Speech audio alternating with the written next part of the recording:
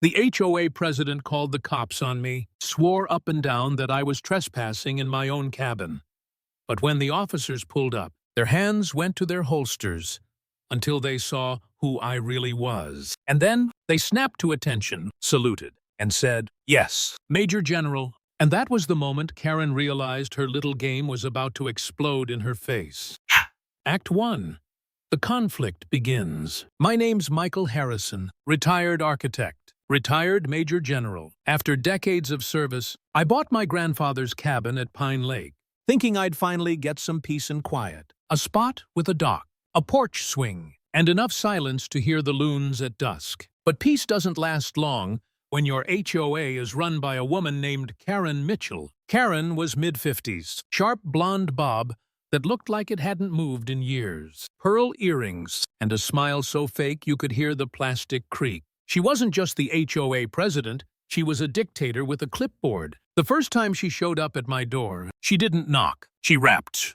3 hard knocks, like a debt collector. When I opened the door, she looked me up and down like she was inspecting a soldier. "You know this property isn't really suitable for you," she said flatly. "It's well too much for one man. My son Brandon would love it for his birthday. Be a good neighbor. Sell." I laughed, thinking it was some sick joke. "Lady, this cabin's been in my family for 3 generations. Not happening." Her lips tightened. "Well then, don't say I didn't warn you." That was the start of the war. Within a week, I had violation notices stacked like junk mail. My dock was unsafe. My mailbox was non-regulation. My grass, apparently, too long. Funny how none of those problems existed until I told her no. Then came the day she called the cops. I was on my porch sipping coffee when 3 cruisers rolled up. Officers jumped out, hands near their holsters. Karen came storming in behind them, yelling, "That man's trespassing in my son's cabin. Arrest him!" The officers looked at me, then back at her,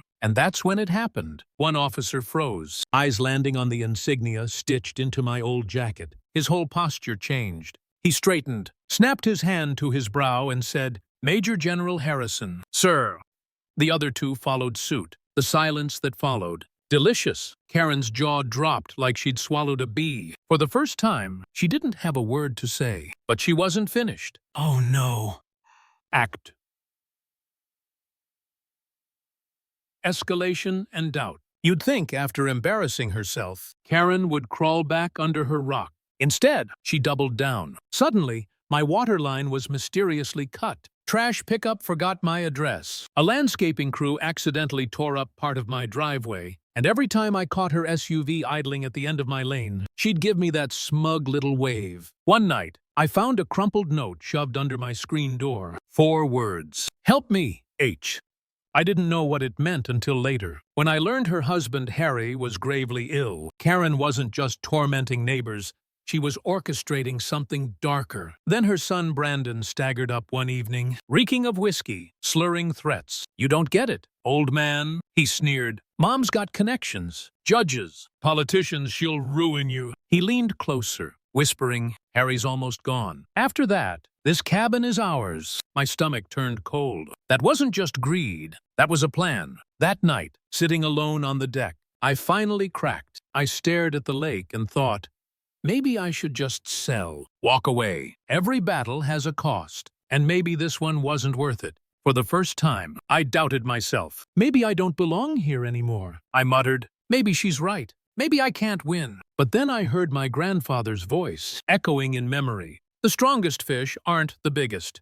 They're the ones that endure. And something in me clicked. I wasn't walking away. I wasn't surrendering my family's home to a tyrant. If Karen wanted war, she'd get it. So I did what I do best. I started digging. As a forensic accountant, I know paper trails better than anyone. I combed through HOA filings, bank records, contractor invoices, and sure enough, payments marked for landscaping services were rerouted into a shell company, Evergreen Property Solutions. Follow that thread, and it landed squarely in Karen's pocket. It wasn't just harassment, it was fraud. I set my trap. I invited Karen over, pretending I was ready to negotiate. She strutted in like a queen about to collect tribute. While sipping tea at my table, she let slip more than she realized. bragging, gloating about how she drove families out, about how her husband was more useful gone than alive, about how Brandon would inherit everything. What she didn't know, my recorder was running the whole time. Act 3.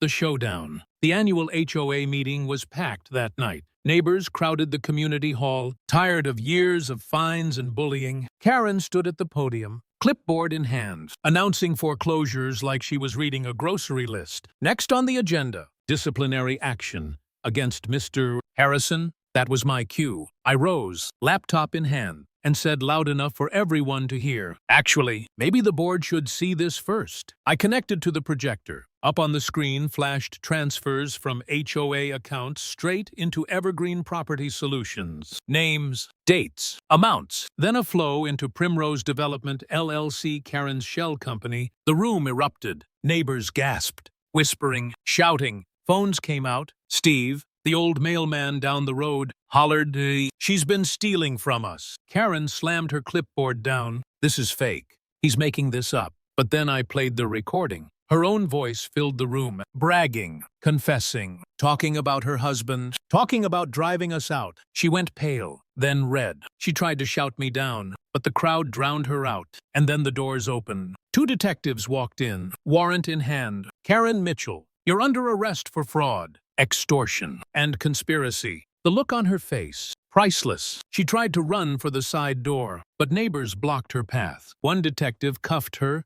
while the other read her rights. Brandon slumped in a chair, muttering, "Mom, what did you do?" The room was dead silent except for the click of the handcuffs. Karen's empire, her threats, her arrogance. Her power collapsed right there on the community hall floor. Closing line. Bullies don't fall because you fight louder. They fall because the truth speaks louder than every lie.